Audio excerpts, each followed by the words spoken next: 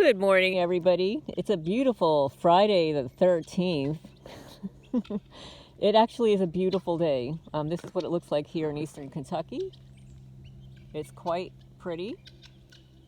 It's actually supposed to be 80 degrees this morning, Friday the 13th, October 13th, and the guineas are having fun. I cut the grass yesterday, so they're really going at it with eating up the bugs. They follow me around when I'm on the lawnmower because they know that the lawnmower is vibrating on the ground and all the bugs are going to come to the surfaces, so they're really excited. But I'm going to tell you why you don't have to worry about your perps. You know, the local people that harass you. Because the universe is going to take care of them all on their own from their own bad habits. So this is one of the pieces of trash left on my property. Here you go, folks. Now, I want to know who the marketing person is for this. Check this out, guys. Check it out. I don't even want to touch it. Here, look. Unicorn Parfait.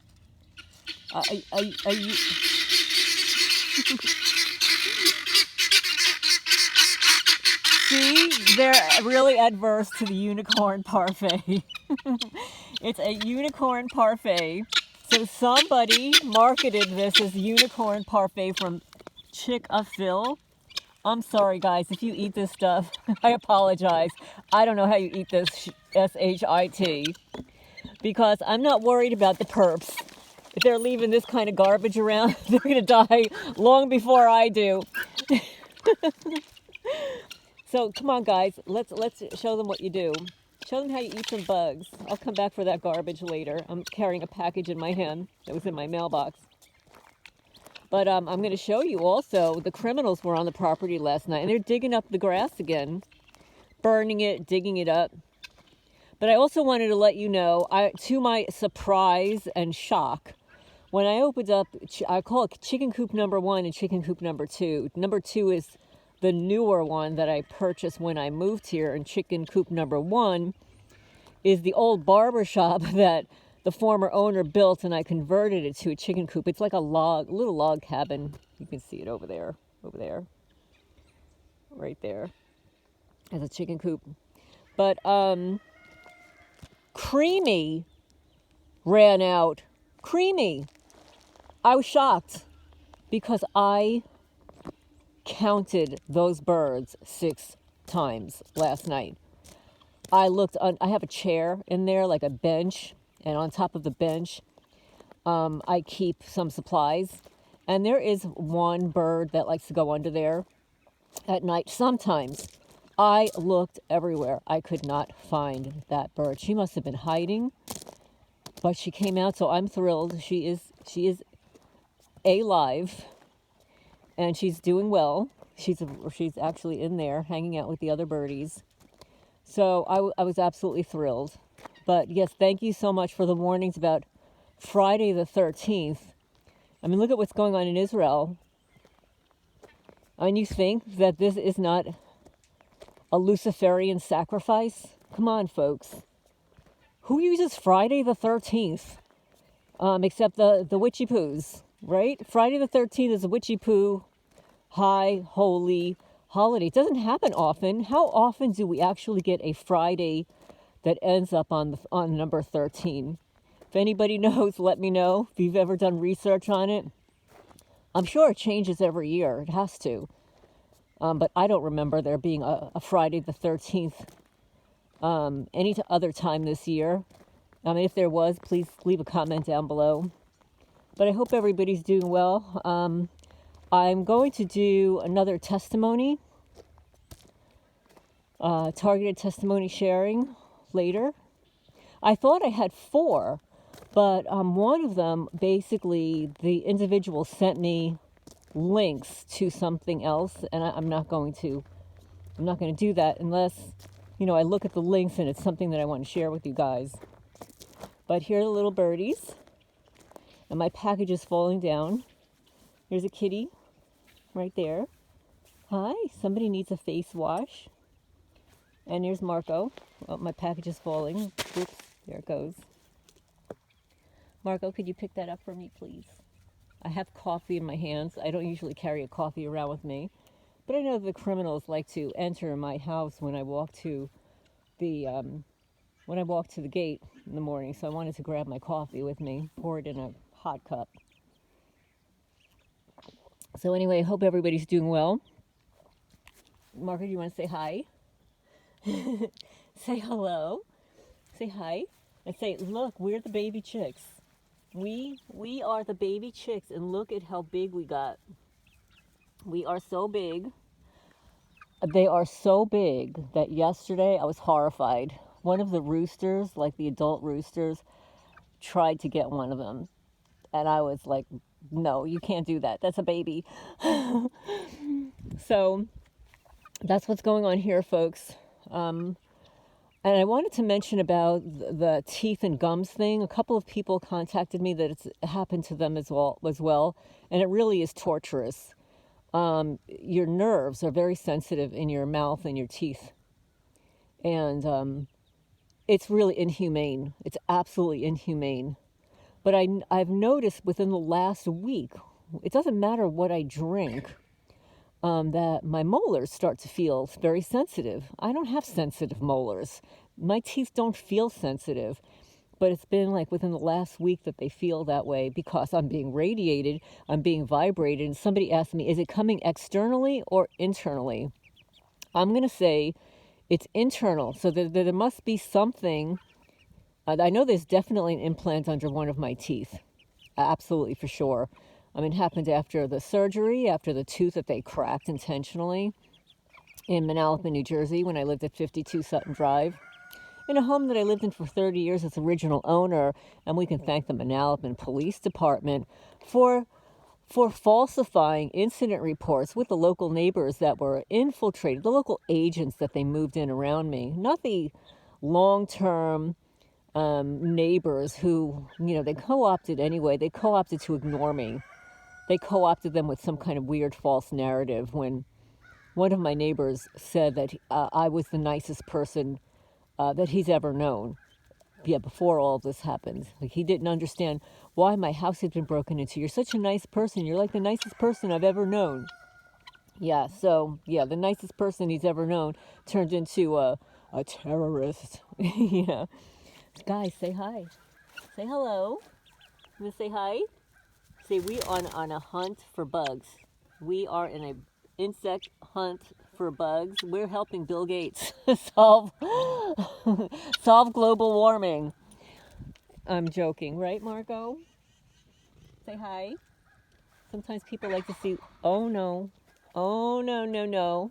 That when you hear that, guys, it's usually a rooster going after a hen. And the hen is like, nah, I'm not having any of that this morning. I haven't even had my coffee yet. But I'm going to sign off for now, send this off to you guys. Keep an eye out. Oh, there's some birds up above.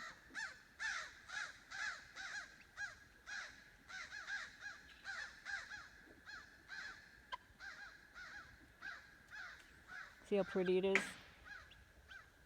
Mother Nature. Oh, and another thing, I'm going to do a video. I was going to do it last night. And of course, the criminals put me to sleep with radio frequencies. And by the time I woke up, I was so groggy and just took a shower and went to bed. But I did a lot of research before I moved to Kentucky on where I wanted to live. I researched for years because it changes. I mean, it changes per state. It changes drastically. And of course, I'm at an age where taxing Social Security and benefits for elders, is an important thing. And, federal taxes, sales tax, state tax, et cetera, et cetera. So I was researching for a long time. But lately, people are researching for places, safe places to live. Safe meaning, like, if you're not a targeted person, where are the safest places to live when literally when the shit hits the fan, as it's happening now? You don't want to live in big cities. You don't want to live in a very, very highly populated areas, because I will tell you, during Hurricane Sandy, even though I lived in an upper middle class neighborhood, the people were nuts. I will tell you that at the local Wegmans grocery store, I was astonished that people were like crowding the frozen food section. I'm thinking, the electricity is going to go out. Why are you buying frozen food? Like, what are you going to do with that frozen food? Because I know for a fact that most of those people, not only they have huge houses, pretty much they don't even have furniture inside, but they certainly weren't going to have a generator to power up their refrigerator. I'm thinking, well, these people are nuts. And they were. But frozen food was the last thing I was buying during Hurricane Sandy. I was emptying out my freezer and cooking everything that I could possibly cook and prepare. And also knowing that a blizzard was coming, I'd be able to store the food outside in the cold. But yeah, I saw what happened in Manalapan, New Jersey. 47,000 residents in that community. Everybody had big, beautiful houses. I'm sure they all had fireplaces, like me, were able to light their fireplaces and stay warm after the electricity went out on and off for 12 days. Yeah, on and off for 12 days. Yeah, I'm so glad I had a fireplace. But I saw people swarming the fast food, swarming the frozen food section. They were buying ice cream, for God's sake. I guess they felt like, I'm going to be stuck in the house with my kids. I better get some ice cream. But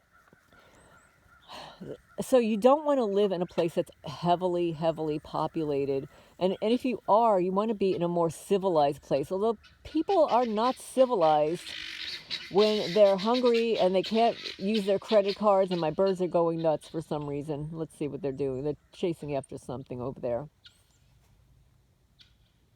But anyway, so I'm going to review some of the top, I think there were 4 or 5 places to live, to be off-grid, to be out of nowhere, to be safe from hordes of people. You don't want to be in big city. You don't want to be in New York City. I swear, I see people in New York City and I'm thinking, why are you still there? They are now housing immigrants in luxury buildings with guards. I mean, when I lived in New York City, I didn't have a luxury building with a guard. But these immigrants with our tax dollars, yeah, they're living in luxury buildings with guards, security guards. Yeah, I've got a video that I pulled on TikTok. Maybe I'll play it for you guys later. So it's really important. I know a lot of you guys are living in apartments and are moving around. And so there are places to move to and not move to. I know it's really difficult to live really too far away from anything if you don't have public transportation and stuff. It's like a catch-22. I mean, as long as you can have stuff delivered to you, then that's good. But there could be a time in the not too distant future where deliveries may stop for a while. I mean, they could stop indefinitely. I don't know the way the world is going, how this is going to affect everybody. But I know for a fact that when our local bridge here, that's right outside my property, just collapsed, that I couldn't get deliveries. I couldn't get my mail delivered. Actually, my nicer neighbor was able to collect my mail for me because she was on the other side of the bridge and they could drop stuff off there. And then I could just walk across the bridge and pick it up. But yeah, so this is what happens, when you have these catastrophes. You have to figure out where is the best place to live. Where is affordable? So I'm going to get into that a little bit more. Try to get that later today. I'm going to have some work to be done here today, but I'm going to keep my eyes wide open because it is Friday the 13th. It's a rare day, and it's a witchy poo day. It's a sacrifice day. Keep your eye on the news. Keep your head on a swivel. And I'm going to be on the lookout for what my birds are cackling at. Because I know right now as I speak to you, there is somebody on my property. They take turns. They're shifts. And there's somebody here right now. Can I tell you where they are? Not sure. Not going to say. But the motion sensors that go off at night give it away. This is Lorraine Alternative Homesteading. Please hit the thumbs up. It helps the channel grow, get the message out there. And I will talk to you later today.